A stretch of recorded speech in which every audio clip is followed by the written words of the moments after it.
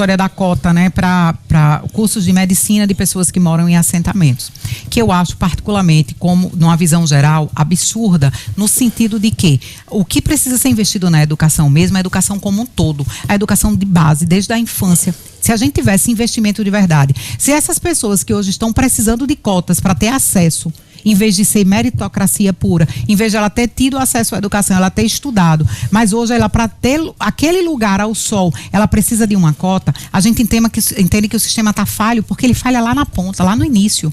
Se lá no início a gente tivesse uma educação de qualidade, se a escola pública, ela desse ao cidadão que não tem condição de pagar uma escola privada, desse a esse cidadão, o direito dele competir com igual sabedoria com os outros, a gente não precisaria de cota, não precisaria dessas discussões de cota. Sou revoltada com algumas cotas, sim, com essa principalmente, porque já existem outras cotas que levam acesso à universidade, né? Para mim, isso não seria o ideal. O ideal não é investir nisso. O ideal é investir na educação lá atrás. Aí falha lá atrás, aí tenta superar nisso. Só que na hora que supera nisso, a gente corre risco de ter profissionais, não só por essa cota, não estou desvalorizando você querer assentamento, não é sobre isso, é sobre não ter o profissional preparado, não ter aquele estudante que se preparou lá atrás, que sabe o básico.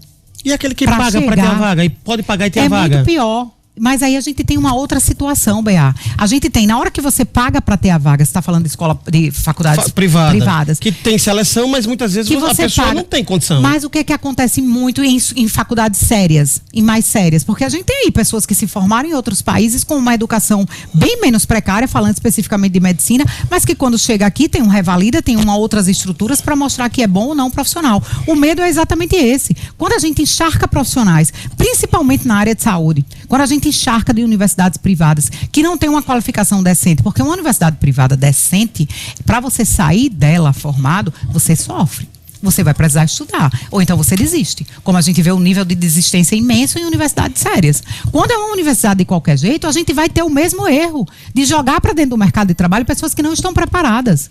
E quando fala em saúde, Bea, já imaginou? Você chega no hospital, aquele médico ele não estava preparado, como acontece algumas vezes em alguns lugares, infelizmente, mas ele está lá, formado. O que é que acontece muitas vezes? A negligência leva o quê? A morte.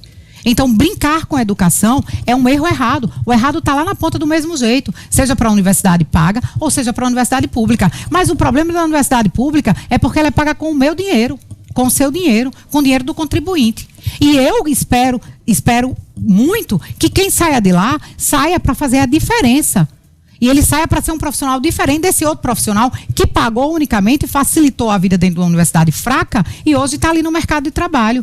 E esse profissional, eu tenho certeza que não vai competir. Não consegue competir com um profissional bem formado dentro da universidade pública que foi formada com meu dinheiro. Você entende o porquê da revolta? Entendo e, obviamente, não vou concordar, porque, Suzy... Não, você concorda então que tá certo? Não, eu entendo o raciocínio, é uma coisa. Eu entender o que você está expressando não significa que eu concorde com o que você está expressando. Eu entendo, mas pensa só, como a gente vai poder viver numa sociedade em que a meritocracia ela é aceitável quando a gente não tem pontos de partida semelhantes? De saída, a gente já tem que trabalhar essa discussão. Se os pontos de partida não são semelhantes, fica muito difícil. Vamos só supor que as condições de educação de partida fossem iguais. Que a escola a privada e a pública fosse igual. Ainda assim, num primeiro momento, você teria o indivíduo que está na escola pública, que tem uma família que vem de uma situação financeira desestruturada, por uma série de razões, o garoto precisa trabalhar e estudar. A gente já não tem condições iguais, enquanto aquele outro pode, além de estudar, fazer curso disso, daquilo e daquilo outro, e ainda tem tempo para se divertir, porque a diversão e o lazer também são importantes para a construção adequada do indivíduo. Então, essa coisa da meritocracia, para acontecer, ela chega a um ponto utópico, enquanto o sistema tiver uma visão capitalista, onde a competitividade estiver posta e sempre alguém vai concentrar para ter mais e manter seus privilégios, em detrimento de outros. Aí quando alguém tenta quebrar um pouco dessas castas com cotas ou programas sociais, há uma repulsa, uma revolta. Por quê? Porque aquele outro, ele não pode ocupar o mesmo espaço que eu, porque ele não mereceu, ele não tem as posses que eu tenho, ele não tem aquilo que me foi dado por condições que ele não tem. Então, é muito complicado a gente tratar essa discussão de uma forma muito superficial, porque são tantos problemas que envolvem essa disputa, que a gente precisa, antes de tudo, garantir que haja representatividade com qualidade, porque não pode, de fato. E na universidade pública, você dificilmente termina um curso de medicina, por exemplo, como um mau profissional. Você pode ser uma pessoa que não tem, talvez, a dedicação de um bom profissional. Mas você, para concluir um curso de medicina, você precisa se dedicar. Então, assim, a minha preocupação maior sobre essa questão da cota e tal, eu concordo que você não pode oferecer a vaga. Mas para passar em medicina sem a cota e uma... Primeiro, para você passar no vestibular, existe uma nota de corte básica. Se você não atingir aquela nota de corte, você nem entra. Sua prova não é nem corrigida. Então não é simplesmente dar a cota e o cara vai passar. As cotas, elas são uma correção temporária para questões históricas. E aí, paralelo a isso, precisa sim haver um investimento na base, que eu concordo completamente com você, para que a gente possa começar a construir da base, tijolinho por tijolinho, a estrutura para daqui a alguns anos a gente possa olhar e dizer, não precisa mais de cota. Ou a quantidade de cotas que precisa sejam outras, ou de outras formas, e que a gente possa ter uma mínima condição de disputa igual. Porque hoje o que a gente tem é um abismo entre quem tem condições de pagar, de só estudar, inclusive para passar para a universidade pública, em quem precisa trabalhar 2 turnos, estudar de madrugada para tentar uma vaga na universidade pública. Bea, quando você falou aí dessa história de que esse dividir, eu não quero que você sente no meu lugar, eu não quero que você divida comigo, né? Essa narrativa, essa falácia aí que se cria... Falácia?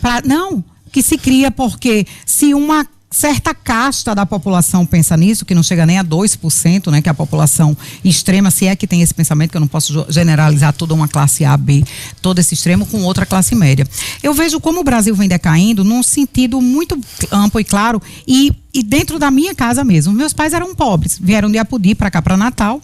Minha mãe ensinava em 3 turnos para poder garantir, e o meu pai tinha um emprego para poder sustentar. Eram 12 filhos, né? Quando vieram para cá eram 9 e depois teve mais 3 aqui. Meus irmãos mais velhos, todos estudaram em escola pública. Potilândia não tinha ônibus, então eles andavam até o Anísio Teixeira.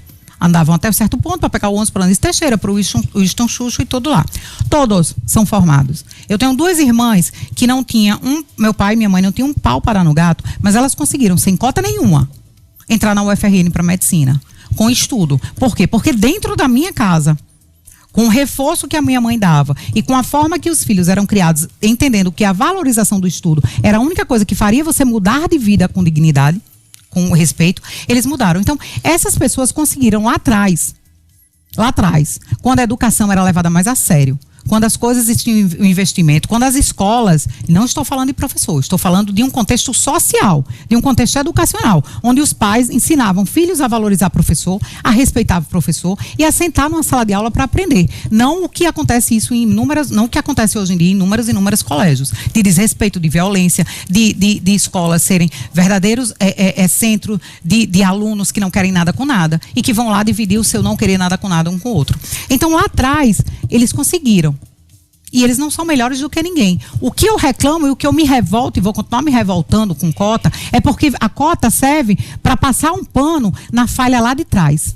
A cota serve para fazer com que comece a dizer assim, não, mas o governo permitiu que fulaninho estivesse na universidade. Massa, isso é incrível. Que bom que essas pessoas conseguiram. E que Deus consiga que elas continuem conseguindo cada vez mais. Ver filho de agricultor se formar é um sonho. Ver filho de gari se formar, meu Deus, como eu fico feliz. Mas eu queria e vou continuar revoltada, porque esse erro muitas vezes faz com que as pessoas não percebam ou mascarem o erro lá de trás. Maquia o erro lá de trás.